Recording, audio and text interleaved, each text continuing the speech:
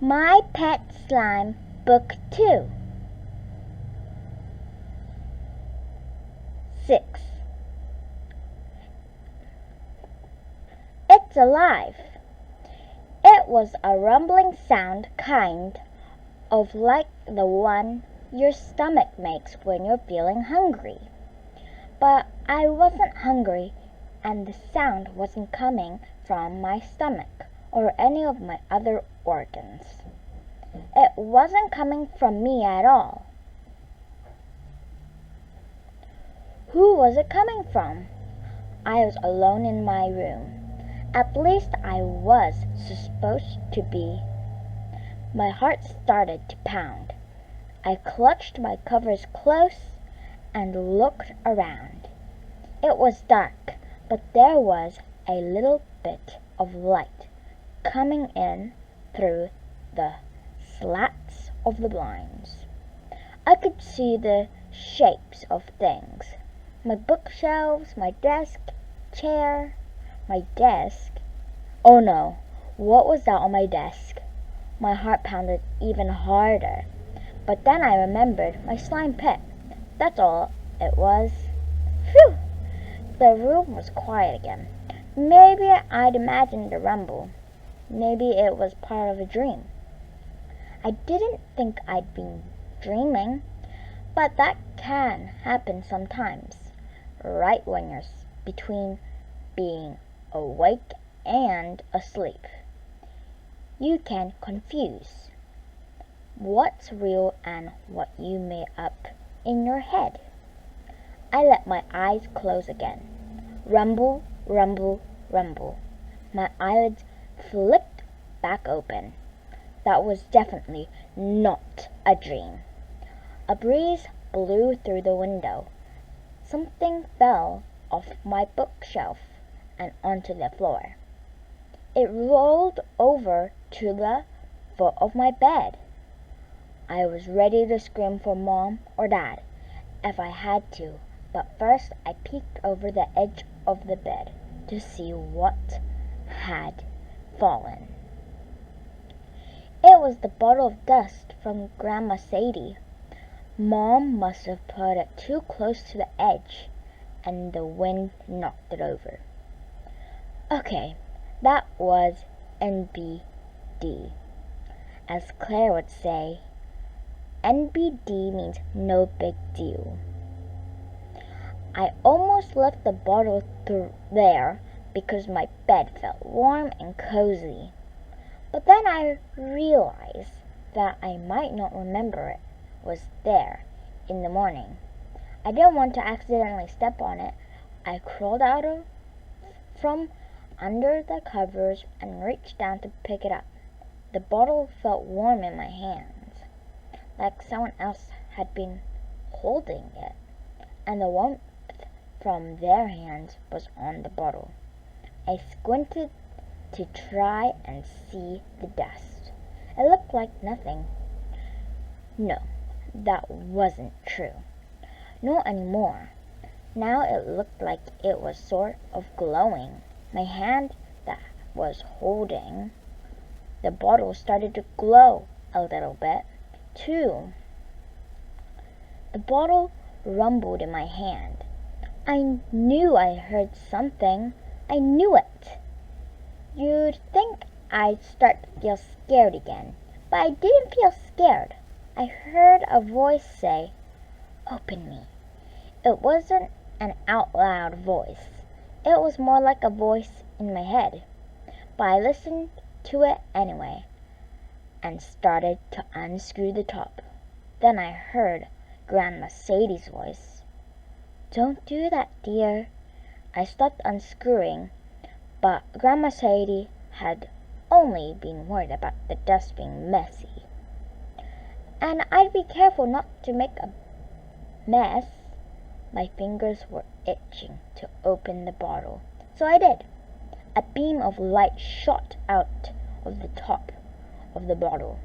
The dust was glowing and swirling around. I guess I wasn't holding the bottle tightly enough because it jumped out of my hands. That's right, the bottle jumped. I didn't know bottles could do that. swirly dust flew out the top and landed on my slime pet. It sparkled for a few seconds before fading back to nothing. The empty bottle rolled onto the floor. I picked it up and put it on my desk, far back enough that it wouldn't fall off again. But jumping bottles can jump, even if you put them far back. So that wasn't good enough. I shut it in the top drawer. There, now it wouldn't go anywhere. You okay? I asked my slime pet. He didn't answer. He looked fine, though. You couldn't see what color he was, because my room was too dark. You couldn't see what shape he was either. But that wasn't the dark's fault. He'd melted back into a slime blob again. Right when I was going to turn around and get back into bed, the rumbling sound started again. This time it was coming from the slime. My breath caught in my throat. I felt my eyes getting bigger and bigger and bigger as I watched my slime pit. First, it started to glow. Then it started to sparkle. And then, you're never going to believe this, the blob of slime started sculpting itself back into the shape I'd made it. Its little arms grew back and it blinked open. Its eyes, its mouth popped up and started twitching. Ah! It said, squeezing its eyes shut. I squeezed my eyes shut too. When I opened my eyes, I told myself everything will be normal again. The slime will be back to a blob. I opened my eyes. Choo! The slime pet sneezed. Mom! I screamed. Dad! Come in here! Mom rushed in.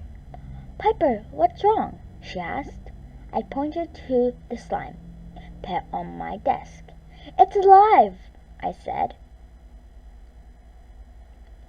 7. Still there. What's alive? Dad asked. Coming in behind Mom, he flicked on the lights. There were little bits of purple slime on the carpet. What happened in here, Piper? Did you make slime in your room? She did it after school when you were working, Mom told him. Oh, Piper, Dad said. You know making slime by yourself in your room is not allowed. I covered this with her earlier. Tom, Mom said. What I don't understand is how this room got even messier since I left it. It's not my fault, I said. The slime turned alive and it sneezed. That slime snot all over the floor. Ah, Dad said. It sounds like someone had a bad dream. I wasn't dreaming, I insisted. It happened, I swear. I looked over at my slime pet. He was back to a slime blob. Come on, Pipe, Mom said. Let's get back into bed. It happened, I said. It really did. I'll rub your back for a few minutes, okay? She said. Okay. I got back into bed. Dad called goodnight from the doorway and switched off the lights. Mom started to rub my back. There, she said. There. I closed my eyes, and that's the last thing I heard before I fell asleep. When I woke up in the morning, I didn't remember everything right away. I like to stretch out my body before I open my eyes. First my arms, then my legs. My foot slipped under something warm at the end of my bed. Maybe it was a pillow or one of my stuffed animals. It felt extra cozy. I opened my eyes and looked down. There, at the end of my bed, my slime pet was looking right at me. I squeezed my eyes shut tight and tried opening them again. He was still there. I had to be dreaming. I just had to be. I pinched myself hard on the arm. Ow! Nope, not dreaming. My slime pet was still there, looking back at me. He was real. He was alive. I'd made him and wished that he could be real, and now he was. I patted the bed right next to me. Come here, I said. Piper, time to get up, Dad called. His voice sounded very far away. The only thing I could concentrate on was my slime pet. It crawled toward me and curled up next to me. Hi, little one, I said. He gurgled and rumbled like he was saying hi back to me. My name is Piper, I said. I'm your pet mom. This is my room, so it's your room too. Do you like it? More gurgles. You know what? You need a name. How about Cooper? No, you don't look like a Cooper. Maybe Tucker? I don't think you're a Tucker either. How about Cosmo? Because Grandma Sadie said the dust came from the cosmos, and the word cosmos sounds kind of like cozy. What do you think, Cosmo? Do you like your name? He gurgled some more and wrapped his teeny tiny arms around mine. That is the coziest hug, I said, squeezing him back. Oh, Cosmo, we're going to have so much fun. Together we'll play fetch and cuddle up at night, and I'll teach you tricks, just like Claire taught Buddy. Cosmo looked up at me like he was waiting for me to teach him something. You want your first lesson now, do you? Okay, I'll teach you how to sit. Sit, Cosmo, sit. Cosmo didn't move. Sit, Cosmo, I said, and I pushed down gently on his slimy little butt. Cosmo sat, but when I moved my hand, his butt popped back up. I guess it's going to take some practice, I said. Piper, didn't you hear Dad calling you? Mom said. She pushed open my door before I even had a chance to answer. Mom, look at this. Why is the slime on your bed? I told you it was alive, I cried. I'd look up when Mom walked into the room. But now I looked back down at my slime pet. Only it wasn't a pet at all anymore. It was just a slime blob. Oh, Cosmo, I said. Oh, Piper, Mom said. Wait! I blinked a bunch of times and pinched myself again, but it was no use. Cosmo was nothing but a blob. I don't know what happened. It's clear to me what happened, Mom said. What? You got out of bed, picked the slime up from your desk, and brought it back into bed with you. The question is, why? Why would you do that? It's going to get all over your sheets. I didn't do it, I said. Piper, I'm telling you the truth, I said. The slime turns alive when you're not here. It has something to do with Grandma Sadie's space dust. The bottle fell on the floor last night, so I picked it up and opened it.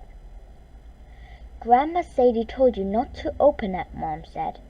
I had to open the bottle, I said. It was rumbling and glowing, but then I unscrewed the top.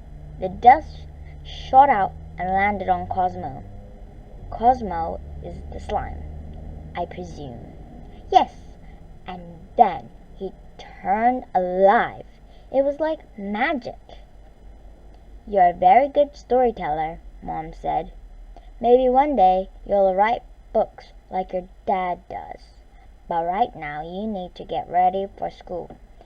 And this, she stepped forward and reached for Cosmo. Be careful, I said. I don't want you to hurt him.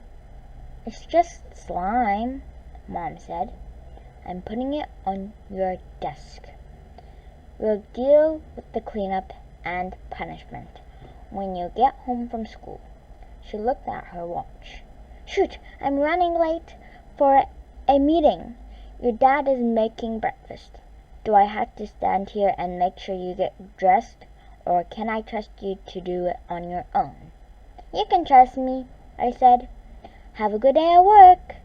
Have a good day at school, she said. I love you, even if you're taking this slime thing a little too far.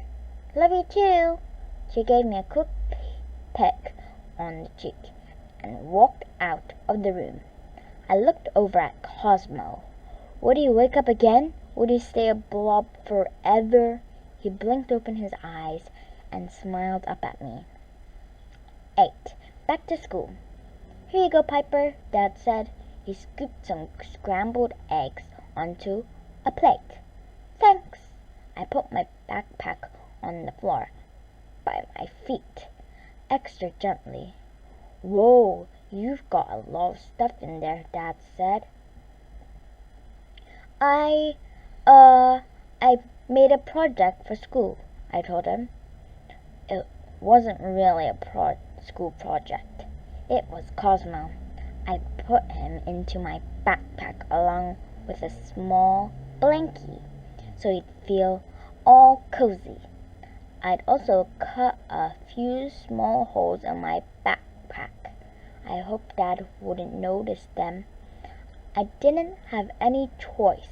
I couldn't leave Cosmo home alone, so I needed something to carry him in. Something with breathing holes. Orange juice? Dad asked. Yes, please.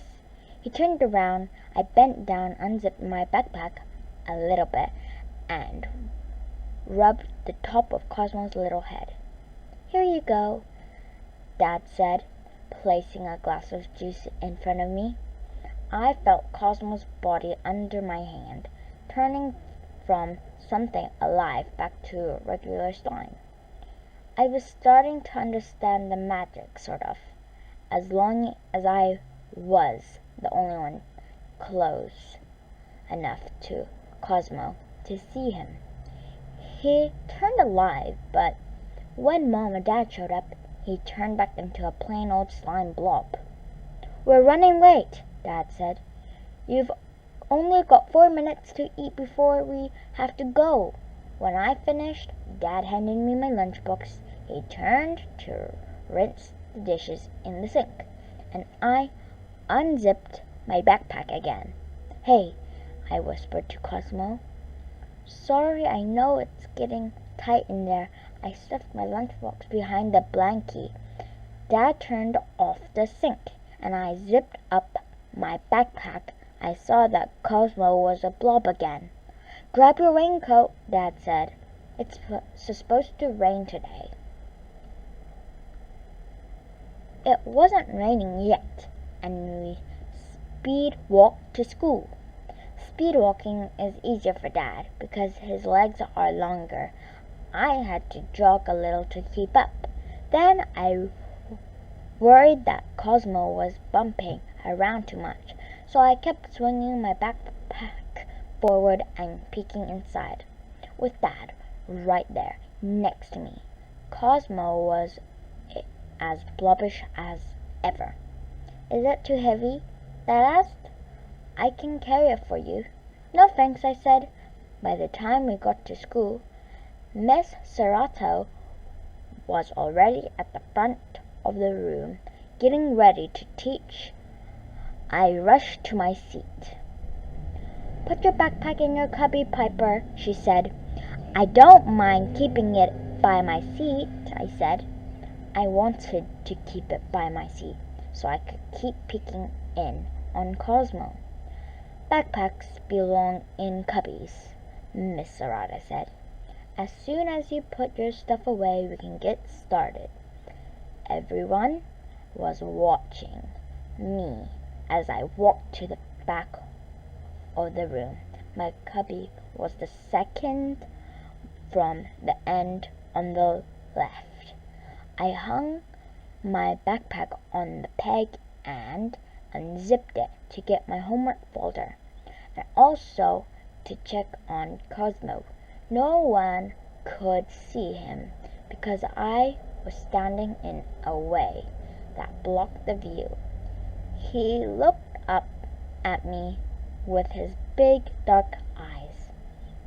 I knew he wanted to climb out and play, but if he climbed out, he'd just be a slime blob. And if he was a slime blob, people might poke him or stretch him or hurt him. "Sit, Cosmo," I whispered, and I pushed down on his slimy little butt. "Good boy," I said softly. "Piper," Miss Serrata called. I zipped up my backpack and returned to my seat. Miss Serrata said we would start the day with math. She turned around to write on the board, and I twisted in my chair to look over at my backpack. It was just hanging there in my cubby. How was Cosmo doing inside? Was he getting enough air? "Piper, do you have the answer for this one?" Miss Serrata asked. I whipped back around. "What?" "Number 3 on your worksheet," she said. "Do you have the answer?" 417? Good." She turned back to the board, and I snuck another look. Once math was over, it was time for geography. While everyone switched books, I went to check on Cosmo and give him a few pets. I checked on him again when geography was over and we were moving on to our Spanish lesson. "Why do you keep going back there?" Claire asked. Once I returned to my seat. "No reason," I said. "There's got to be a reason," she said. "You have something in your backpack, don't you?" "Girls," Miss Serrata said, "do you have anything to share with the class?" That's what she always says. When she catches people whispering during class time, I shook my head. "No," I told her. At the same time, Claire said, "Piper has been getting up to check her backpack a lot." "I don't think that's any of your concern, Claire," Miss Serrata said. I nodded because Miss Serrata was right. It wasn't Claire's concern. Then she added, "Stay in your seat, Piper." But after Spanish, it was time for lunch, and everyone left their seats to get their lunch boxes. I went to my cubby and picked up my backpack. My plan was to take it to the cafeteria with me. Miss Serrata stopped me. "You can leave that in your cubby," she said. "My lunch box is in it. Take your lunchbox out." "I have something important in my backpack," I said. "I knew it," Claire said. "Is it for show and tell?" Maybe." "Piper," Miss Serrata said, "I understand wanting to keep important things close, but whatever it is, it's safer to leave it here in the classroom than to take it to the cafeteria and the playground. It won't get lost if you leave it right here. Okay?" "Okay," I said. I put my backpack back in my cubby. Claire was standing so close I knew she wanted to peek inside.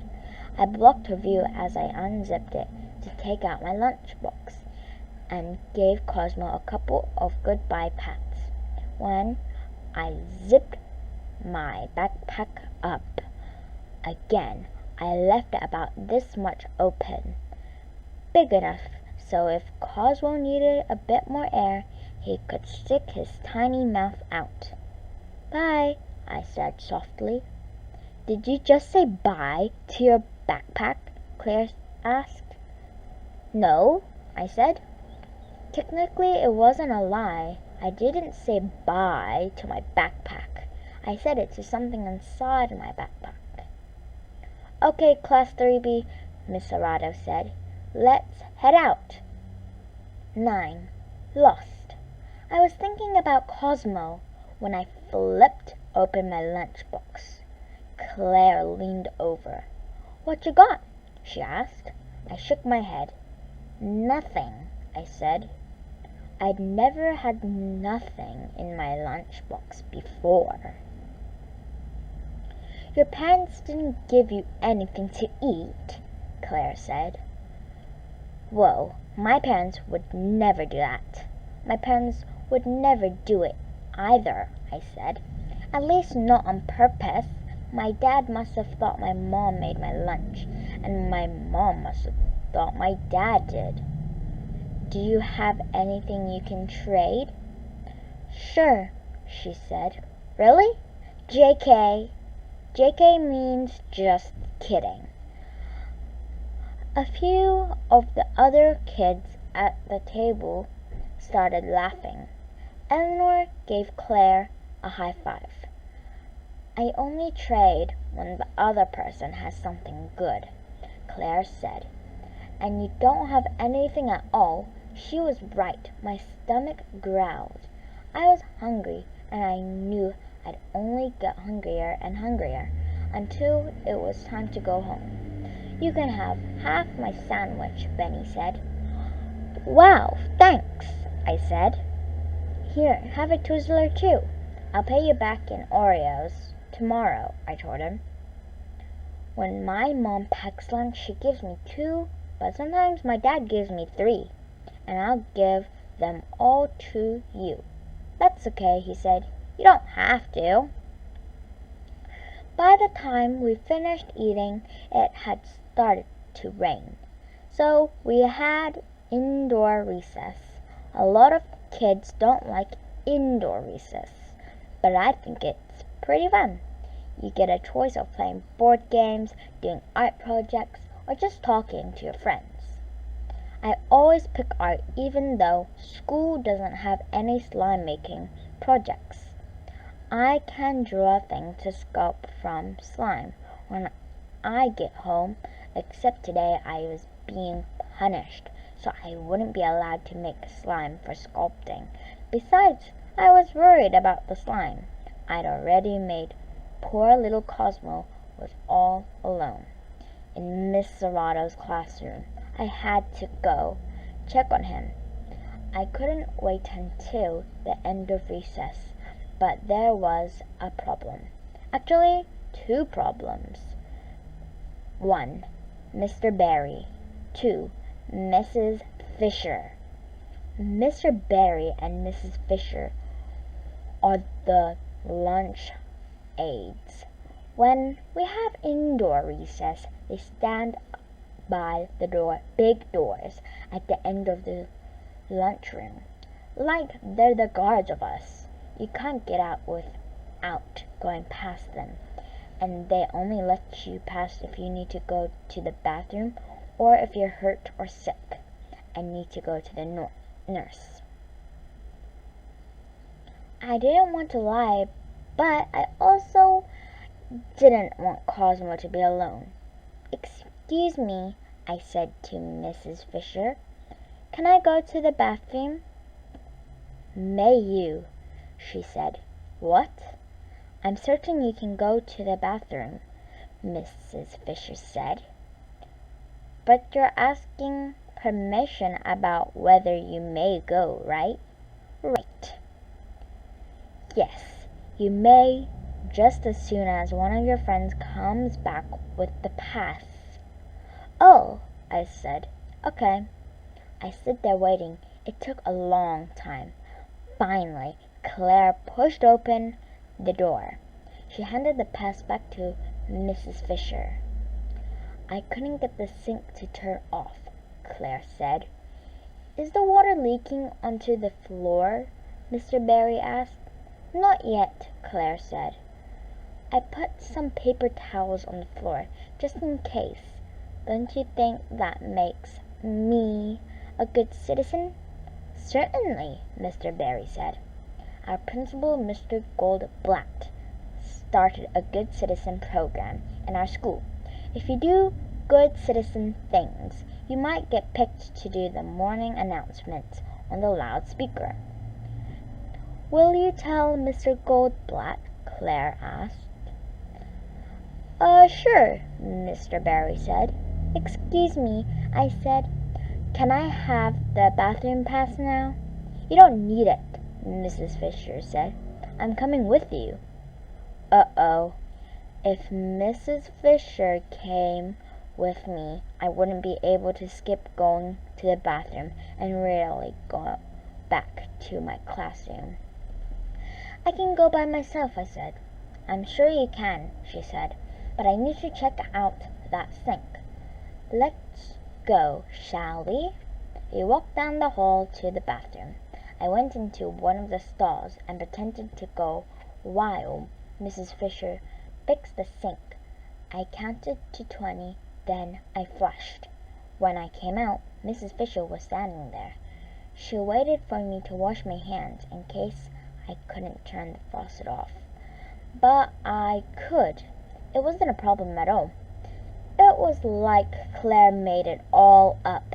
The rest of recess passed by super slowly. Finally, the bell rang. I was the first to line up to go back to class. I walked so quickly down the hallway that Miss Serrato had to tell me to slow down. We got back to the classroom, and I speed walked to my cubby in the back. Something was wrong. I could tell right away. I'd only left my backpack open this much. Now it was open all the way. My heart was suddenly pounding. My hands felt sticky. I was afraid to look inside my backpack, and when I did, Cosmo was gone. Ah! I cried out. Miss Serrato ran to me. Piper, what happened? Are you sick? Are you hurt? I shook my head for a couple of seconds. I couldn't even find the words to tell her. I just pointed at my backpack. What? She asked. My very important thing is missing, I cried.